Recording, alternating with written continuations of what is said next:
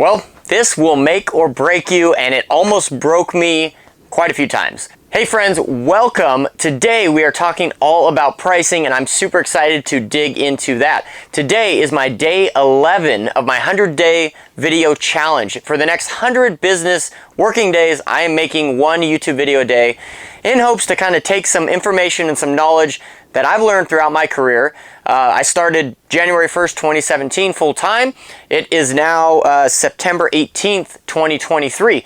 So my whole thought is to try and impart some wisdom of all the mistakes that I've gone through throughout the years and try and share that with the YouTube verse here. So I appreciate you all tuning in. Today we are going to dig into pricing, and the first place to start, I thought the best place to start for pricing is mindset. And through that, I want to share some stories and some examples where I struggled with mindset and where I really lost out on pricing as it comes to the handyman business. So first things first, let's kind of share a little story about gutter cleaning, right? So back when I first started out, I decided I'd be 50 bucks an hour. There was no rhyme or reason, just I'm gonna be 50 bucks an hour, because at my previous job I was making X amount of money, and I'm like, $50 an hour seems like a really great living, so let's do that, right? That's a whole nother thing. We'll get into that in a second. But okay, so then you're thinking about gutter cleaning. You're like, okay, well, clean gutter is going to take me about 2 hours. That's 100 bucks. And in your mind, you're like, oh, 100 bucks. Like, I wouldn't pay someone 100 bucks to clean my gutters. I would just do it. I would just clean my own gutters. I wouldn't pay someone 100 bucks, right? And that's the first set of mindset that you got to get over, is that people that are calling you for this work, they're calling you because either they don't know how to do the work, or they just don't want to do the work and don't have time to do the work. So they're calling a professional to come and do that work. So oftentimes we, as handymen, are not our ideal clients. So we can't use our mind to dictate what our customers are thinking. So I'm not my ideal client. Like, my own personality would not hire a handyman to do these kind of tasks, right? I would just do them. That's why I'm a handyman. But the people that are actually calling us are not handymen, right? They're lawyers, they're doctors, they're teachers, they're whatever, right? They are not handymen. They may not have these skills, or they may not have time to do these skills. So therefore, they're calling a handyman who has the skills, has the time to do these skills, and has the knowledge to do these skills to actually come in and do the work. So you got to get over the fact, and you can't think that, oh, I wouldn't hire someone to do this for the X price, so I'm not going to charge X price to do it. That's not how pricing is figured out. If you figure out pricing using your own brain, you're never going to make any money, because you would not pay yourself to come over and do whatever job that you want to do. You're not your ideal client. That's the very first thing that you need to understand. And then I think the second thing that I learned kind of the hard way is that pricing for a business is a lot different than pricing or an hourly rate that you got at a previous job. So owning a business is very, very expensive. And if you don't know that now, you will learn that very shortly. It's something that I learned, and I learned the hard way. There was actually quite a few times where I actually thought about kind of, hanging up the ship here, because there just wasn't enough income coming in to cover the expenses that were going out. And a lot of that was due to my mindset. Right? Just that mindset of why I chose 50 bucks an hour. I was making 20-something bucks an hour at my previous job, so I'll just double that or whatever, and I'll, charge 50 bucks an hour. Well, what a lot of people don't take into account, and I didn't take into account 6 years ago, I did not take this into account, that business expenses are real and they are huge, right? So when you're thinking about making 25 bucks an hour at your previous job, that's 25 bucks an hour. You don't have expenses on top of that. Taxes get taken out, right? And then all that money comes to you, what's left after taxes, and Uncle Sam gets what he gets, right? And you invest in your 401k or whatever. What's left over is your living wage, right? That's not how a business goes, right? If you tell people, or if you think that, oh, I'm charging 50 bucks an hour, so I'm taking all that 50 bucks an hour home and that's my living wage, you're completely wrong, because there's a lot of expenses that go into it. So the number one thing that I talk about in the Handyman Pricing Handbook, which I would definitely recommend that you check it out. This is the Handyman Pricing Handbook right here. You can, I wrote it, not hiding anything. I think it's fantastic. The reviews kind of speak for themselves. It really dictates kind of how to price jobs and how to figure out stuff like that.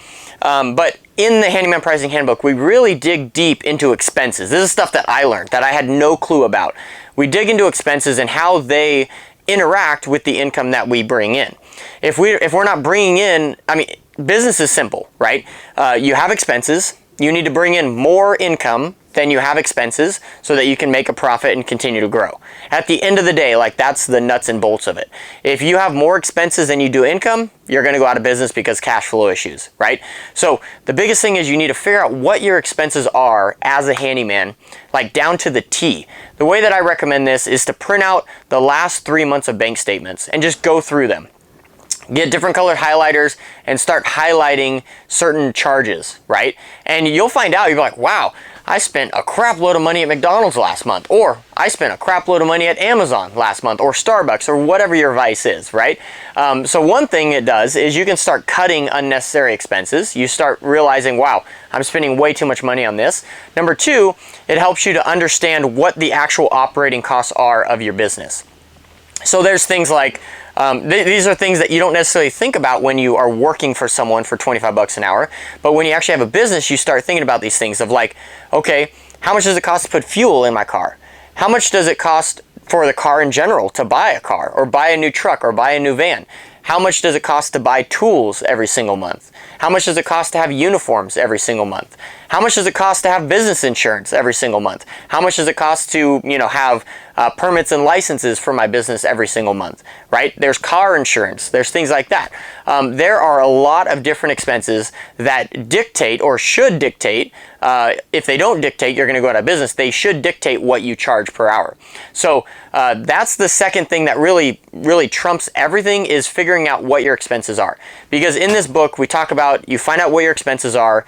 The equation is fairly simple. You find out what your expenses are per month, you multiply that by 20, or you add 20% to that. That gets you like your break-even number.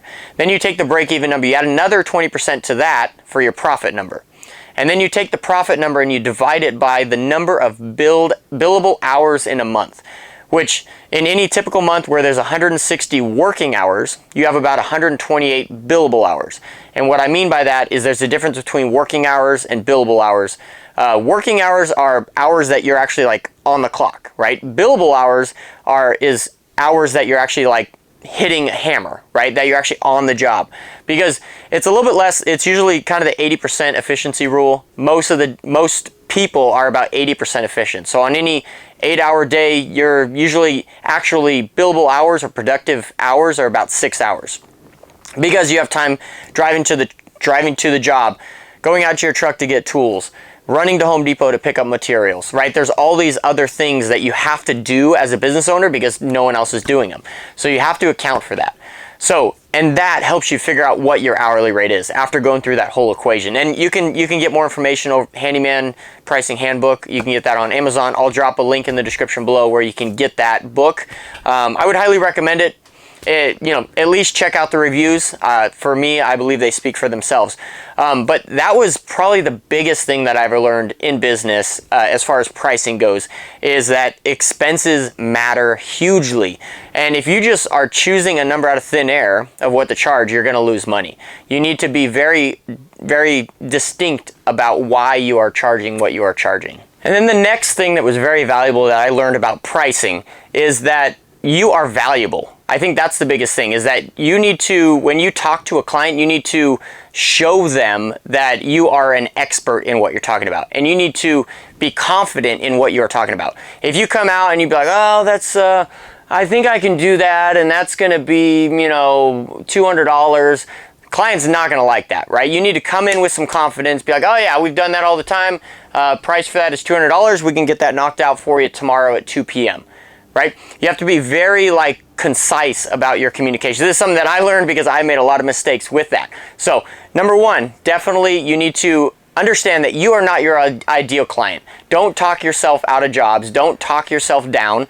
Don't let your mind negotiate you down on specific jobs. Number two, expenses matter very, very much, and you have to know them in order to actually succeed in this business. Number three, know you are valuable and stand behind that and show some confidence in what you are bringing to the table. After all, you are taking the risk in this handyman business. You are taking a huge risk. You are the professional, and you are doing this because you know that you can provide a good, solid solution to the client. And the client needs to know that, and they need to understand that they can trust you and honor your value as you're honoring their household.